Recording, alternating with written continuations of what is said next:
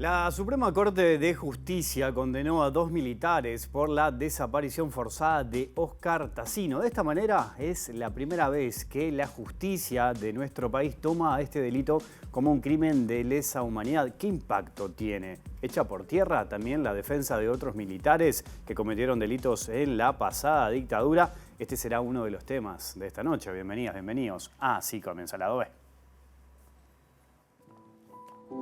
Ella entra a trabajar en el mismo lugar que él. Apenas la ve, le dice a un compañero: yo me voy a casar con ella. Al poco tiempo se casan.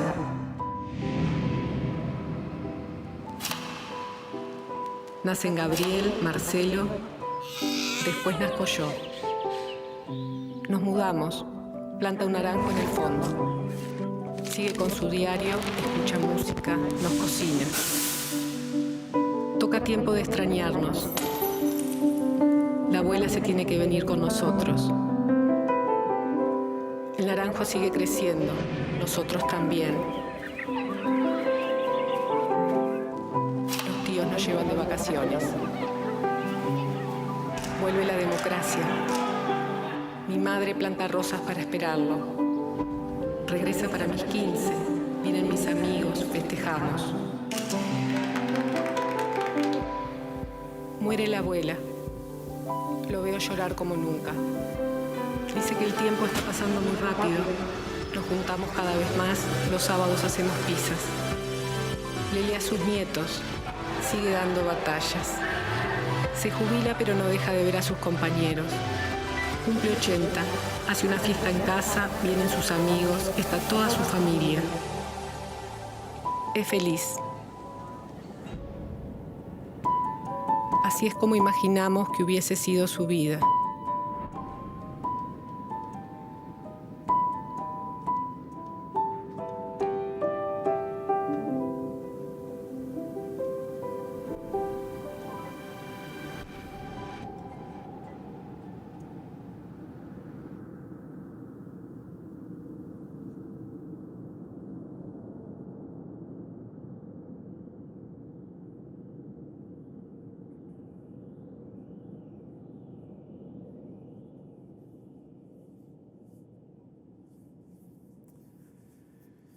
Tema importante, noticia importante, esta que vamos a tratar esta noche en vivo aquí en Lado B, en la pantalla de TV Ciudad. Primero saludo a Javier Tassino, integrante de Familiares, hermano de Oscar Tassino, como habíamos desaparecido en julio del 77. ¿Cómo estás, Javier? Un gusto recibirte.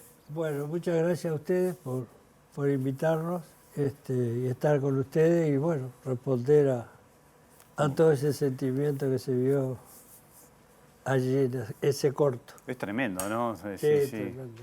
El cortometraje que se publicó este año debe haber sido muy emocionante también, ¿no? Sí. Toda la preparación fue muy emocionante, toda la preparación previa, ¿no? Uh-huh. Que nos juntamos, que nos juntaron los productores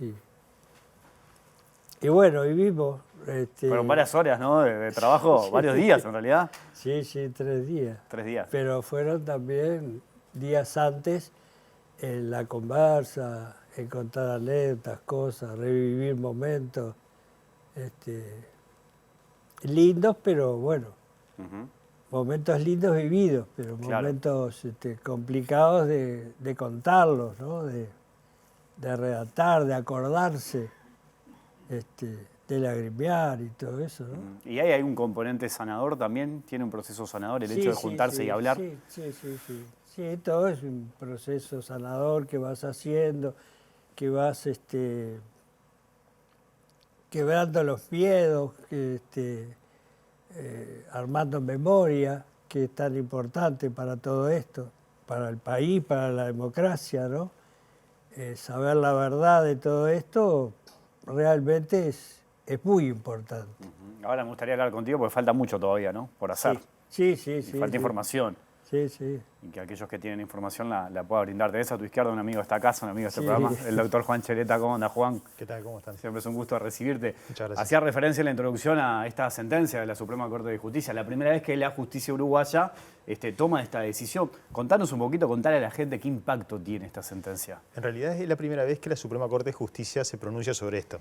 Ya teníamos pronunciamientos de los jueces de primera instancia, incluso en este propio caso, en el caso de Tassino, teníamos el pronunciamiento de la doctora Belomo en primera instancia y también del Tribunal de Apelaciones en lo penal de segundo turno, que también se habían pronunciado en el mismo sentido, en el sentido de condenar con una pena de 25 años a propósito de la aplicación del delito de desaparición forzada que se creó por ley en el año 2006.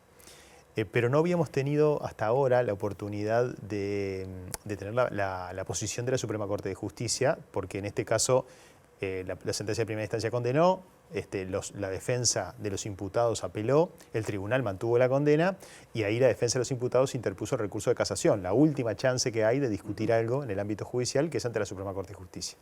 Y en esta sentencia es la primera vez que la Suprema Corte de Justicia, con el voto de los 5 ministros, se pronuncia respecto a la aplicación del delito de desaparición forzada. Nosotros tenemos en nuestro Código Penal plasmado un principio que es el principio de irretroactividad de la ley penal, que impide que se aplique una ley para los hechos que ocurrieron antes de su entrada en vigencia. Y acá teníamos una ley sancionada en el 2006 y había quienes sostenían, en este caso los defensores de los imputados, que no podía aplicarse una ley de 2006 sobre hechos ocurridos antes de la entrada en vigencia de la ley. La particularidad de esta posición, a la que ahora se suma la Suprema Corte de Justicia, está en la definición del delito. El delito de desaparición forzada es un delito que tiene una ejecución permanente, es decir, se sigue cometiendo el delito hasta tanto no se hallen los restos o a la persona desaparecida. Por lo tanto, al día de hoy se sigue consumando el delito. Ese es un punto importante, Juan, no es que se detiene, ¿no? Porque No hasta se que detiene, no aparezcan los restos... como podría ocurrir si habláramos del delito de homicidio o si habláramos de otros delitos que tienen como una ejecución instantánea. En este caso, lo define la propia ley, en el artículo 21, el delito de desaparición forzada se considera que se sigue cometiendo hasta tanto no se halle los restos o a la persona desaparecida. Por esa razón es un delito que se está cometiendo ahora y por tanto no corresponde aplicar el principio de retroactividad de la ley penal porque la ley se sancionó en el 2006 y el delito se está cometiendo ahora. Esta era una discusión que existía, que afortunadamente se había saldado a favor de los derechos humanos, digamos, en primera instancia y en segunda instancia, y ahora tenemos la opinión de la Corte. La opinión de la Corte, si bien solo tiene eficacia en el caso concreto, en este caso, en el caso de Tassino, no hay más vueltas, la condena es la que hay. De todas maneras, o sea, no se puede extrapolar esta resolución a otros casos, de todas maneras, cuando la Corte asume una posición de este tipo, en general es una jurisprudencia que se mantiene hasta tanto cambien los miembros de la Corte. Y eso es una señal hacia abajo del sistema judicial porque la Corte unifica los criterios. Puede haber discordancia entre los tribunales porque son varios, pero Corte hay una sola. En ese sentido es una señal desde el punto de vista de la jurisprudencia muy importante porque primero nos pone a la altura de un Estado, digamos, democrático del siglo XXI con el delito de desaparición forzada aplicándose y además con una interpretación mucho más moderna que permite además hacer justicia, ¿no? Bien. Javier, ¿cómo tomás esta sentencia? Y bien, 50 años buscando, y en un trabajo de mucha gente, ¿no? Hay que saber que para llegar a eso se hubo que juntar mucha información, ya que tanto se quejan de que son inocentes, algunos lo dicen, lo escuché hace poquito, de inocencia no tienen nada. Son criminales que han actuado, que han hecho, que han violado la Constitución en primera instancia y lo hicieron con gente, en definitiva, común y corriente, que luchaba por restaurar la democracia. Es así de sencillo, digo. Durante tanto tiempo se dio, en definitiva, a los desaparecidos, a los presos, a los torturados, como gente mala, como gente que tenía pensamientos raros. No era ningún pensamiento raro, era gente que luchaba por volver a la democracia. Y bueno, eso también hay que revertirlo, porque en la cabeza de la gente se juega, durante años se jugó en ese sentido. Y bueno, fue una noticia buena, es una noticia sanadora en un aspecto, y bueno, y faltan los restos todavía de decenas y decenas de personas, que es en una etapa, digamos, muy importante que estamos, de localización de cuerpos, de cambios de métodos, no sé si vieron que lo que dijeron el otro día las antropólogas en el cerro, para estos dos encuentros o encuentros de cuerpos, se hicieron 14.000 excavaciones, 14.000 trincheras. Yo más o menos que tengo eso en la cabeza, me sorprendió también, ¿no? Y ese trabajo, esa dedicación enorme, ¿no?, que tiene en esas condiciones que planteó la antropóloga de trabajo, tan duro, pero también con tanta entrega en eso, ¿no? Hay que ponerle mucho amor a esto y trabajar en eso, porque sabemos que estamos construyendo o ayudando a consolidar una democracia, y una desgracia en definitiva que hayamos tenido que esperar tanto tiempo cuando la información la tienen ellos, está comprobado que la tienen ellos, la tienen guardada. Un solo aspecto nomás, si vemos el archivo Berruti, 1.400 rollos, de 3.000 estaban ahí, 1.600 faltan. Bueno, si faltan ahí, también faltan en otros lugares, se encontraron documentos en casas de torturadores, y bueno, creemos que estamos en un momento interesante, y es sanador también, ¿no? Es sanador, y te hace pensar en tantos casos, tanta gente que quiere saber de sus familiares, ¿no? Y esa es otra parte que duele muchísimo, ¿no? Cada cosa que pasa duele. Juan, esta sentencia es muy clara en este sentido, ¿no? Porque hay voces, hay relatos que tratan de decir o de negar las cosas que pasaron en la dictadura. Esta sentencia arroja elementos muy claros en ese sentido, de tortura, por ejemplo, sí, de secuestro. En este caso particular, el expediente de Tassino, y la Corte lo recoge en la sentencia, da por acreditados, superado el control judicial de cualquier hecho que uno tiene que probar, da por acreditados, en este caso de Tassino, todo lo que fue la Operación Morgan, todo lo que fue la persecución a los militantes del Partido Comunista del Uruguay, todos los operativos que se realizaron en el marco de esa persecución que constituyó la Operación Morgan, a militantes comunes y corrientes por el solo hecho de estar afiliados al Partido Comunista, cómo fueron perseguidos, cómo fueron torturados, cómo fueron encarcelados y algunos desaparecidos. Eso aparece reflejado en el expediente y se considera, en este caso lo dice la Corte, como acreditado. O sea, son hechos que están acreditados en un expediente judicial. Por eso también es importante ese mensaje a la sociedad en su conjunto, de que no estamos hablando de teorías, estamos hablando de hechos que fueron acreditados en un expediente judicial. Y por otro lado, el expediente y la sentencia lo recoge, también nos arroja un hecho que no es menor y que tiene que ver con cómo hasta ahora los militares siempre han mentido sobre el destino de los detenidos desaparecidos. Fíjate que en el caso de Tassino, si nosotros vamos a lo que fue el trabajo de la Comisión para la Paz, que partió de información que supuestamente dieron los militares y del análisis de documentos, se concluyó que los restos de Tassino estarían en el batallón 14. Luego, el informe del comandante Bertolotti y el presidente Vázquez en el 2005 decía que los restos de Tassino estarían en el batallón 13. Después se hablaba de la exhumación de los restos, etc. O sea, lo que sabemos hoy es que siempre mintieron. Dieron datos falsos, sí, para distraer, ¿no? o dieron verdades disfrazadas o mezcladas con mentiras, simplemente con el único propósito de que no se pudieran hallar los restos de los detenidos desaparecidos. Eso es algo que también hoy está presente y ya es indiscutible. Y lo que obviamente requiere para el futuro próximo, de una voluntad política de quien sea el próximo presidente de la República, de tomar las decisiones que corresponden ante los mandos militares para que de una vez por todas se pueda acceder a la información que hoy se sabe está en manos de los militares. Ahora, Javier, tomando esto que dice Juan, ¿no? También recuerdo haber hablado con el fiscal Parcivale, ¿no? En eso de que él me decía que incluso los 20 de mayo o cuando aparecen restos, siempre aparece como alguna llamada o una información que trata de despistar, ¿no? De brindar información equivocada como para, bueno, generar cierta confusión. Esto que dice Juan. La gente tiene información, hay gente que tiene información. Ahora falta la orden de arriba también, ¿no? Claro. Falta el presionar para que esa información se pueda brindar. Sí, que se dé la orden de que digan eso y bueno, y si no, habrá que tomar la medida necesaria.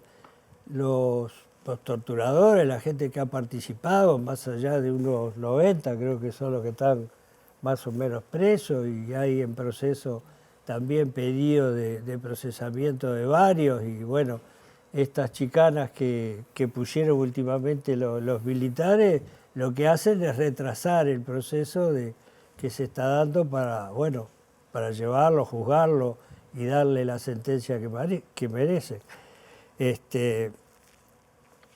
Sí, me perdí. No, hablando también en esto de poder, ¿vos pensás que se ha avanzado, por ejemplo, en este gobierno en materia de la información, en materia de derechos humanos? ¿Cómo lo has visto? Yo digo que no se hizo nada, pero no digo que no se hizo absolutamente nada. Se hicieron algunas cositas, ¿no? Se agitó la bandera un poquito, se trabajó, pero no se cumplió con el objetivo que persigue afianzar la democracia, ¿no? Evidentemente hay intereses cruzados, que es más importante mantener una unidad en función de ayudar a algún sector de la población y como siempre otro dejarlo. Y no se es capaz de profundizar y bueno, y decir lo que siempre se ha dicho en todo este periodo antes, lo primero de la gente. Si lo primero de la gente, bueno, la gente tiene que estar arriba y no actuar en torno a asesinos, a criminales, a cosas brutales. Yo siempre digo que hasta duele contar las cosas que hicieron. Te daña la cabeza y no lo queremos hacer. Bueno, es necesario seguir trabajando en eso y profundizando. Tendrían que haber hecho muchísimo más. Yo siempre lo escuchaba a García con esa cosa de que sale, digamos, como una forma de competencia. Esto no es una competencia, esto tiene que ver con la vida, con la paz, con la tranquilidad de la gente, con decir la verdad y no decir que fueron los que hicieron más porque no fueron los que hicieron más. Eso es una mentira. Está la prueba, una chiquita nomás, la excavación en el cuartel de instrucciones hace 2 años, que se enganchó con la máquina un cable de alta tensión, de muy alta tensión, ¿no? No es uno, son 4 cables que hay. Y bueno, en esos 2 años no se hizo nada por solucionar ese tema donde, como siempre, bueno, como tú decís, aparecen las informaciones, muchas no son, y algunas han sido, ¿no? Y bueno, y el ministro no hizo nada. Vino acá lo último, el nuevo ministro de Defensa, nos reunimos, por supuesto que en este caso, actual, no es responsable de eso porque lo agarró y bueno, lo resolvió. Se firmó ese acuerdo con la UTE, una parte la UTE, otra parte el Ministerio de Defensa, y otra parte la institución por un valor de $50.000 que había que hacerlo. Y bueno, se va a empezar a trabajar dentro de un mes. Eso se podía haber resuelto sin ningún problema antes. Ahora se va a empezar a trabajar en eso. Y en materia de datos de información, lo que se consiguió ahora es lo que teníamos de antes. No se ayudó en torno a estos 2 cuerpos. Yo escuché la otra vez con esa habilidad que tiene el presidente de decir y de tapar algunas cosas, la declaración de que iban a ayudar, no sé qué, y se comprometieron, esa aparición no tiene nada que ver el gobierno actual, no tiene absolutamente nada que ver, es un trabajo que se fue mejorando con el tiempo, que fueron trabajando con una gran responsabilidad y resolvieron lo que se dijo el otro día en el acto del aniversario del Día del Desaparecido, que bueno, que cambiaron, mejoraron la forma de trabajar y bueno, y se dio la aparición de estos dos cuerpos. Pero no es fruto.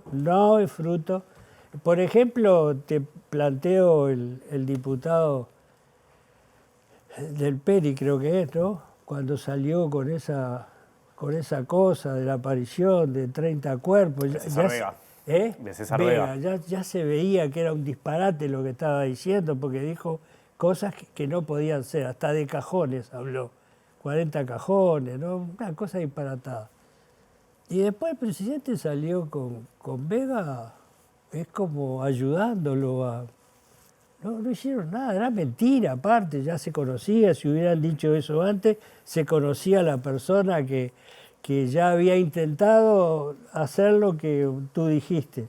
Estabas excavando acá y te decía que a 2 kilómetros había datos, información, o entraba al cuartel para ver dónde estabas excavando. Es un tema delicado, es un tema que duele mucho a los familiares, que no hay derecho, digamos, a no contribuir, porque es como tapar eso, como no dar información, como no ayudar a eso, y bueno, y no ayuda en definitiva a la gente, como siempre, ¿no? Juan, esta sentencia echa por tierra algunos mecanismos, recursos que la defensa de algunos militares vienen planteado y plantearon hace poco, de militares que cometieron delitos en la dictadura. No específicamente, porque el planteo que se ha innovado, digamos, en la defensa como chicana es otro, no tiene que ver con la interposición de recurso de casación, tiene que ver con la inconvencionalidad, un planteo, digamos, novedoso, tan falto de fundamento como novedoso, pero que no es exactamente esto. Esto simplemente es una señal que en el marco de los recursos de casación, que es la última instancia de los procesos penales, de cada uno de los procesos penales, la Corte asumió esta posición. Es simplemente eso. Lo otro todavía está por resolverse y lo que sí está claro es que sigue utilizando por las defensas de cada uno de los militares como una chicana que enlentece la resolución final de los casos. Eso lo que hace es demorar, digamos, cada uno de los procedimientos. Es demorar porque obliga a los jueces que tienen los expedientes a enviarlos a la Suprema Corte de Justicia para supuestamente analizar la inconvencionalidad. Se plantea lo mismo que en la inconstitucionalidad, que ya se perdió, pero ahora con otro nombre, con el nombre de la inconvencionalidad, como para poder tener una nueva chance. Y de ahí sostener una teoría que dice que eso sería competencia de la Suprema Corte de Justicia, el análisis de cada uno de los casos, sin las instancias correspondientes, cuando todos sabemos que en el marco del proceso penal corresponde la competencia de los jueces penales de primera instancia y de los tribunales de apelaciones en lo penal. Año electoral, Javier. ¿Tienen pensado reunirse con los candidatos? Familiares lo ha hecho, por ejemplo, en la campaña anterior. ¿Van por ese camino también en esta oportunidad? Sí, ya tenemos arreglado 2 entrevistas y bueno, vamos a reunirnos con todos, ¿no? Espero que en la reunión esa digan la verdad, se comprometan en serio. No tienen magnitud de lo que significa cómo resolver eso, ¿no? Se mira primero determinados intereses y después se actúa lo que no llegue a la verdad.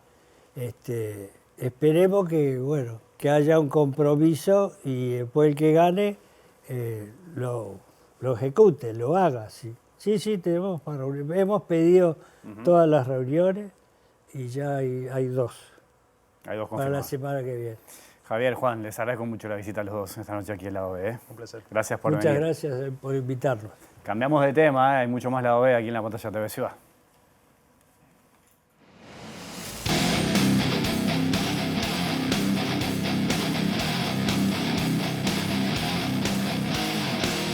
Se nos está presentando el tema de una forma demagógica, porque estamos todos muy angustiados por la seguridad, todos muy angustiados por el avance del narcotráfico y de la inseguridad en todos los rincones del Uruguay. Y el tema se está presentando como que esto es para terminar con el narcotráfico y las bocas de pasta base. Y eso, digamos, están mal usando la angustia de la gente que vive al lado de una boca de pasta base, angustia que comprendo perfectamente porque en la Intendencia de Montevideo ayudamos a cerrar y a tapar decenas de bocas de pasta base. Sé de lo que estoy hablando, sé lo que pasa en un barrio cuando hay una boca ahí. Y es tristísimo. Entonces, esto se está presentando aprovechándose de la angustia de las personas.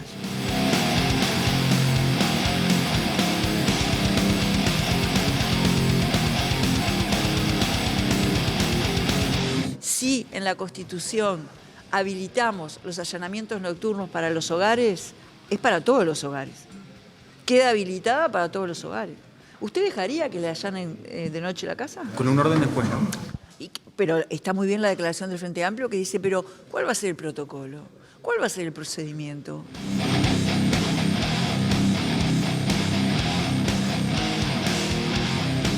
Me parece que es menospreciar la inteligencia de la gente este planteo demagógico. Estamos todos muy preocupados con la seguridad.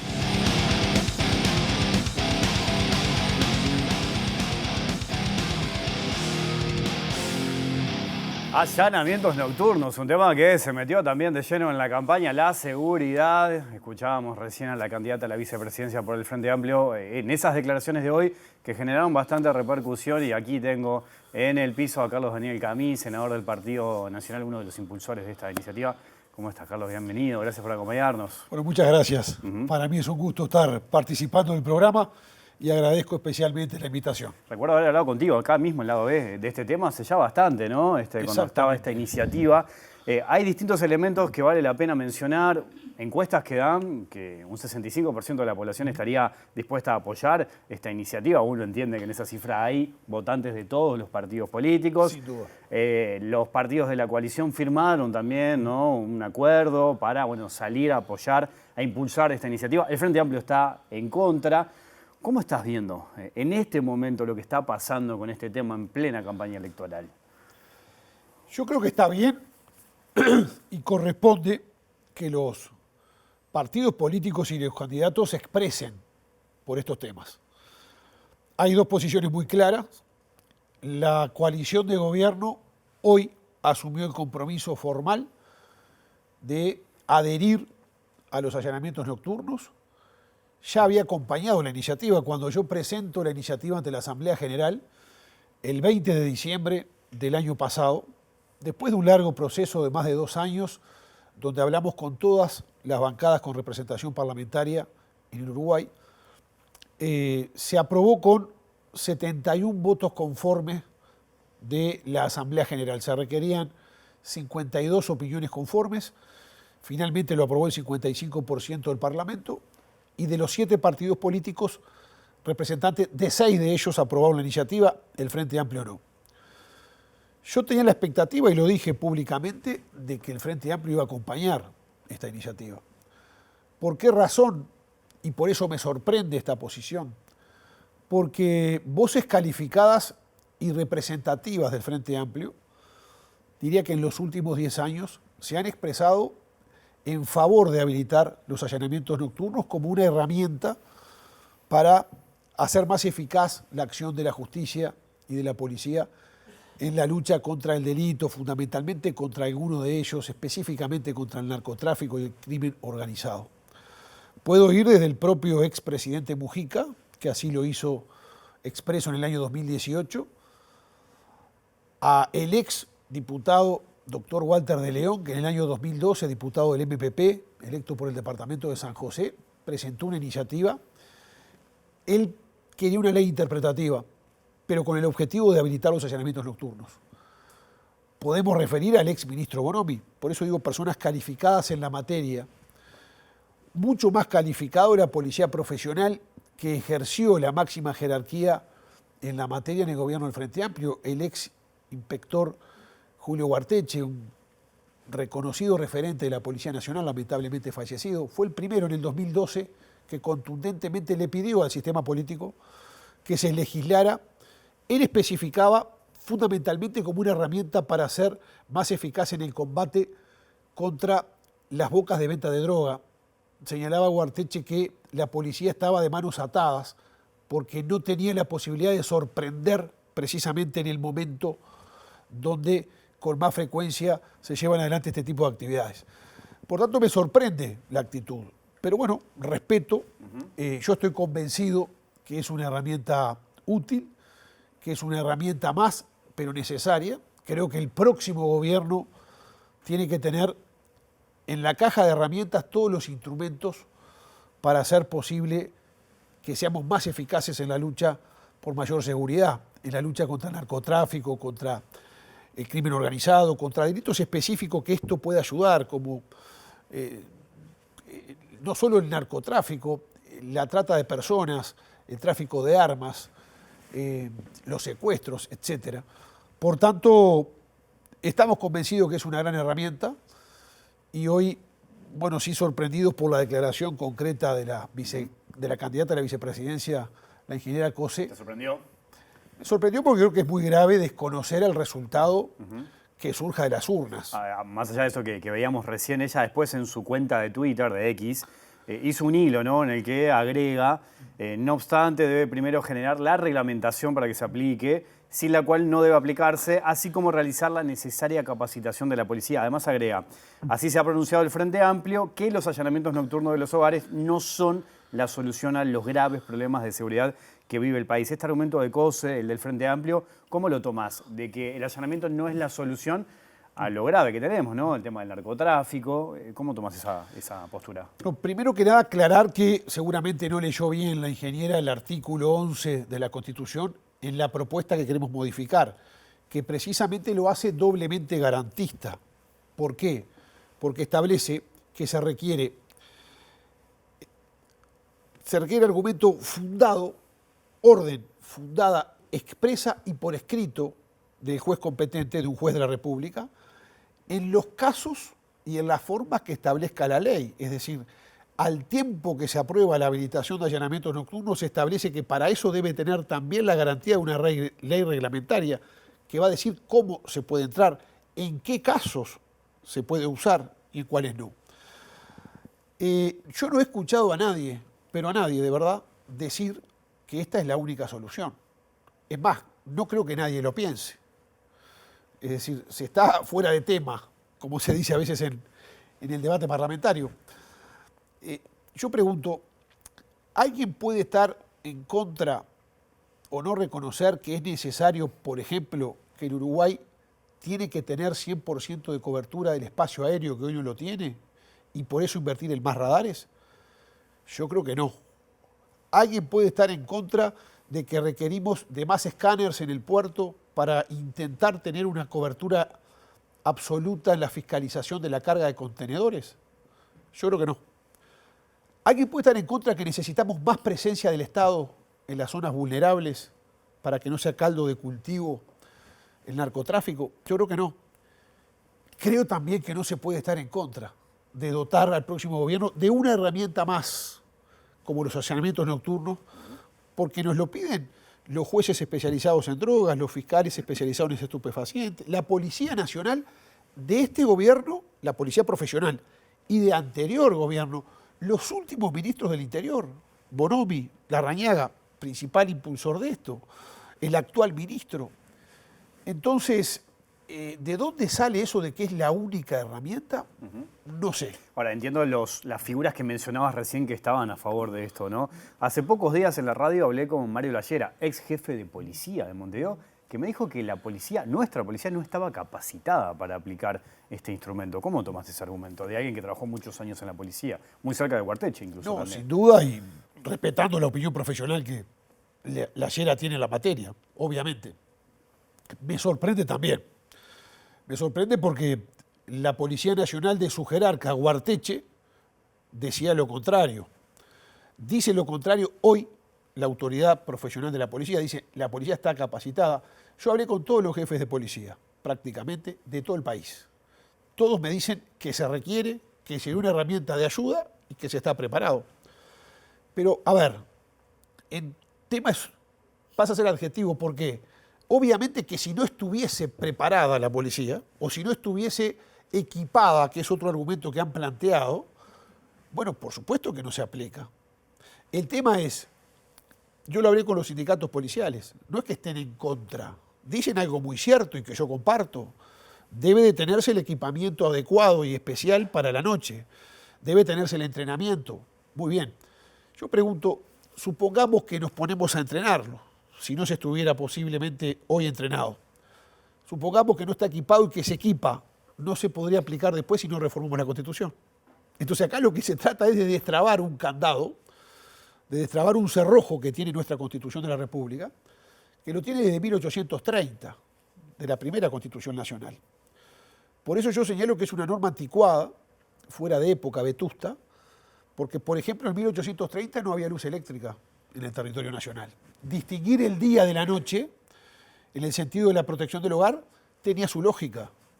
Los constitucionalistas dicen, y ponen ese ejemplo expreso, si alguien golpeaba la puerta hace casi 200 años de un hogar en la noche, caído el sol, no era fácil distinguir la silueta de si era un vecino, un familiar, o alguien con intenciones de robar, o un extraño. Ahora, hoy no es eso. Hoy no funciona el día y la noche con esa distinción. ¿Y cómo tomás ese argumento del ex fiscal de corte, Jorge Díaz, que en un acto dijo, si se habilita, los allanamientos serán en Malvin, en Pocitos, pero no será en los barrios donde está un poco más complicado el tema de la seguridad?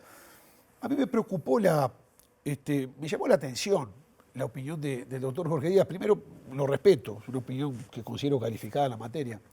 Primero porque fue, si mal no recuerdo, el 2 de junio del 2018, seguro en junio del 2018, quien alertó al país, siendo fiscal de corte, fiscal general de corte, de que éramos el único país en la región que teníamos la imposibilidad de desarrollar de noche los allanamientos. Y ahora cambió de opinión al parecer. Pero aparte que un fiscal o un ex fiscal diga que la posibilidad, es decir, en vigencia de esta norma, se va a utilizar solamente, es decir, la persecución, la utilización del instrumento va a ser solamente en determinadas zonas, me preocupa. Es para aplicar donde se requiere, donde el juez la habilite, precisamente con la investigación precedente de la policía y de la fiscalía. Yo creo, sinceramente lo digo, que es casi de sentido común. Es más, te voy a contar algo. Yo le solicité a un profesor grado 3 de la Universidad de la República, de Derecho Constitucional, el doctor Franklin Fuentes, que me asesorara en la materia, y para eso lo tengo asesorándome desde hace 2 años. Le solicité un trabajo engorroso, que estudiara todos los textos constitucionales del mundo, de todos los países. De los 193 países que integran la Organización de Naciones Unidas, los 2 países que son miembros observadores, que son la Santa Sede y el Estado de Palestina, y los 8 países que no están en la ONU, Taiwán, Kosovo, República Turca del Norte de Chipre, etc. De los 203 países, solo 4 tienen la condición compartida. Cabo Verde, Mozambique, Guatemala y Uruguay, de prohibir los allanamientos nocturnos, pero habilitarlos durante el día. Es decir, el mismo juez que aparentemente hay personas a las que les duda como garantía, las mismas condiciones de garantía que aparentemente en la noche no quieren creer a algunas personas, sí les creemos y se las tenemos otorgadas durante el día. Para la misma situación delictiva o de riesgo o de violentar las normas, que durante el día aplicamos esta medida con éxito, durante de la noche nos amputamos la posibilidad de usarla. ¿Por qué? Yo me pregunto, una pregunta simple, ¿quién saca ventaja con esto? ¿Quién? ¿Gana la convivencia y la tranquilidad ciudadana en el barrio? ¿Gana la tranquilidad de la familia de trabajo, de la familia de bien? No, el que saca ventaja de esta norma vetusta, de esta prohibición, son los delincuentes, son los narcotraficantes que pueden llevar adelante su actividad en horas nocturnas tranquilamente, con impunidad, a sabiendas que ningún juez de la República puede habilitar un allanamiento nocturno en estricto cumplimiento de la Constitución. Lo dijiste recién, pero lo sé que hablaste con los sindicatos policiales, que hablaste con los policías. Realmente, porque viste que está instalado eso que te dicen, no, la policía no quiere, los policías no quieren hacer el allanamiento nocturno. ¿Qué te respondieron cuando hablabas con ellos?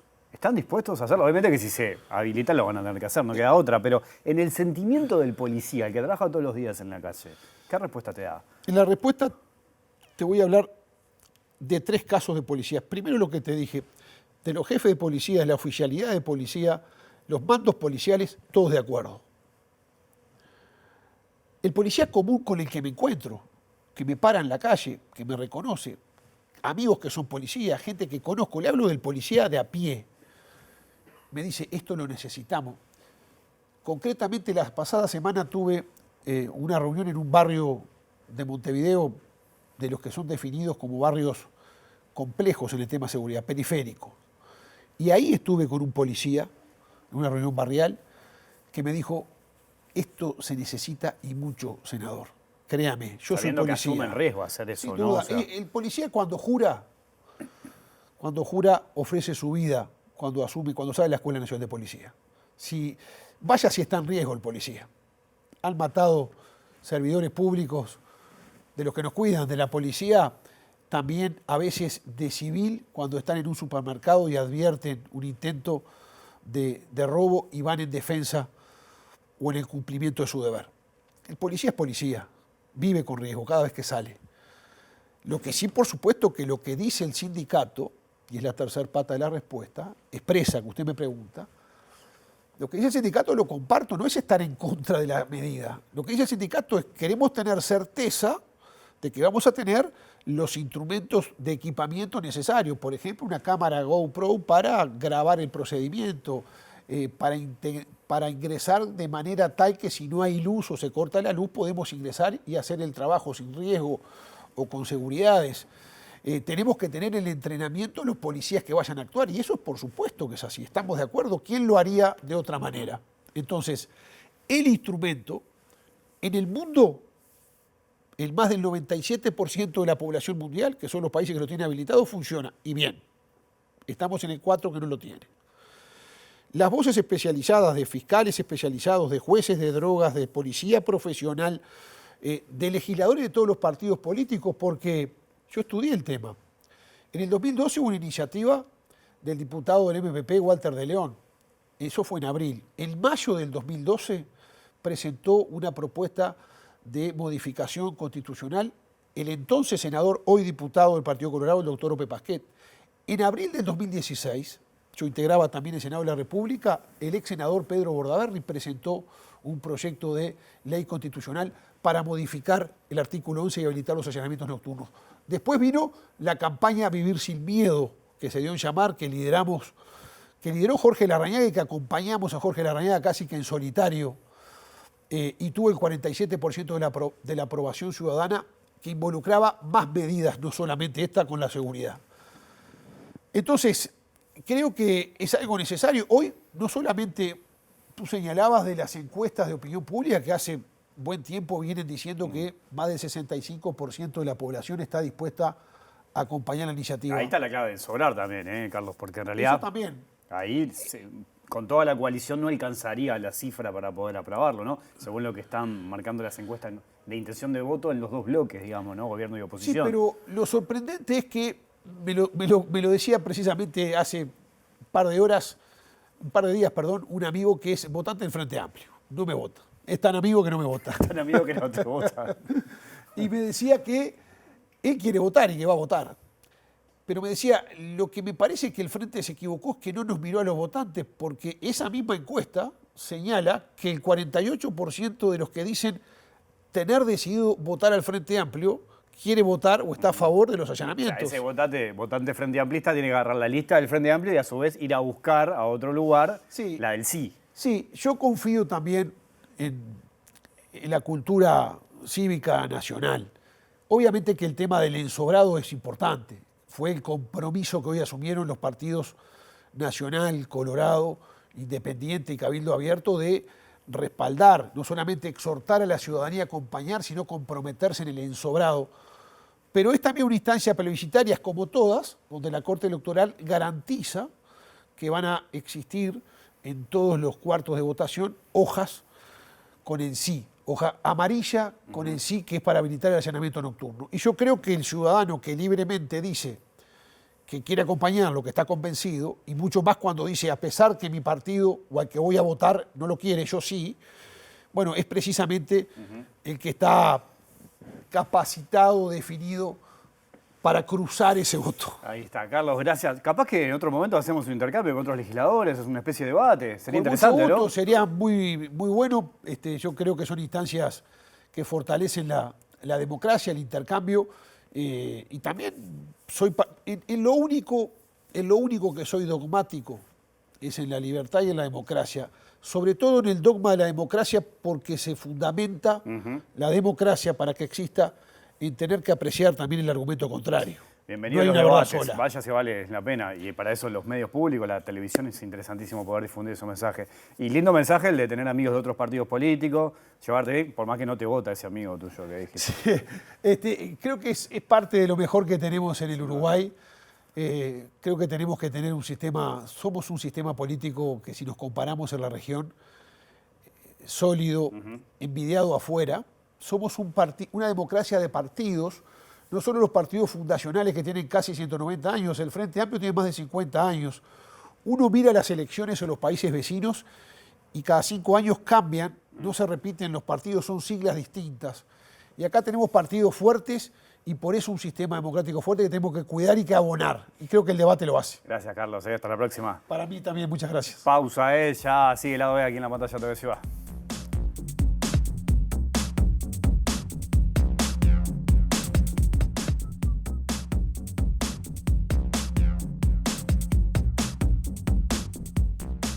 Tramo final del lado B, aquí en la pantalla de TV Ciudad. Seguimos hablando de política, aunque cambiamos de partido. Está caliente la interna en Cabildo Abierto. Hoy hubo una fuerte discusión entre Manini Ríos y el diputado Sebastián Cal. El diputado le cuestionó el liderazgo a Manini, un fuerte intercambio. Hoy nuestro compañero Martín Duarte estuvo hablando precisamente con Cal. Vamos a ver qué fue lo que pasó.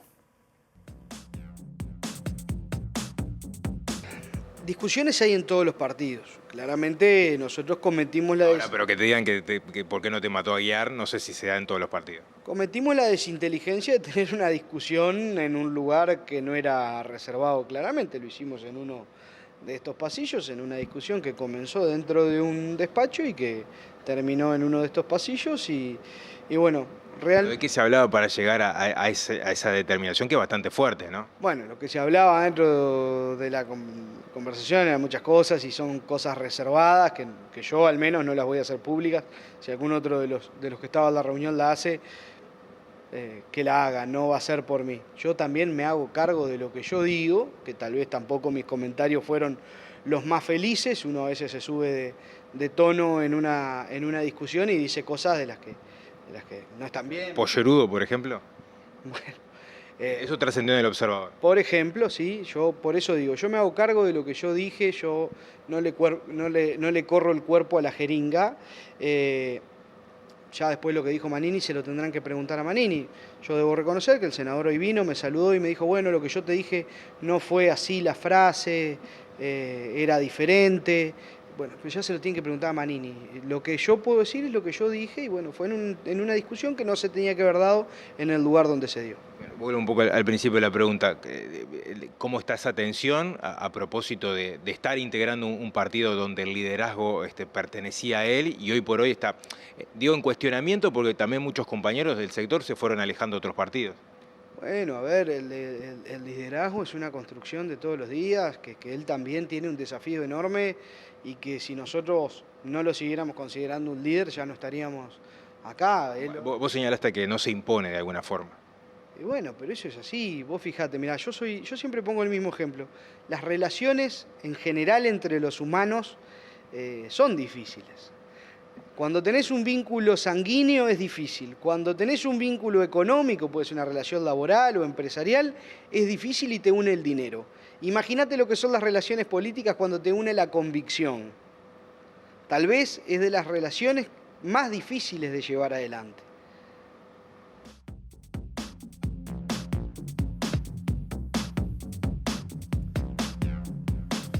Bueno, ahí teníamos la palabra de Carl. Recordemos que Aguiar, el empresario, Aguiar fue asesinado hace poco y en su momento Carl lo que había dicho era que no era un empresario, sino que se trataba de un narcotraficante que tenía vínculos políticos. Incluso él tenía la sospecha de que Aguiar había aportado dinero a distintas campañas electorales. Hoy en esa discusión que ahí veíamos, Manini le terminó diciendo qué lástima que no te mató a Aguiar. Interna complicada también por estas horas en Cabildo Abierto. Nosotros nos tenemos que ir. Volvemos mañana a las 20 horas. Que pasen bien. Chao.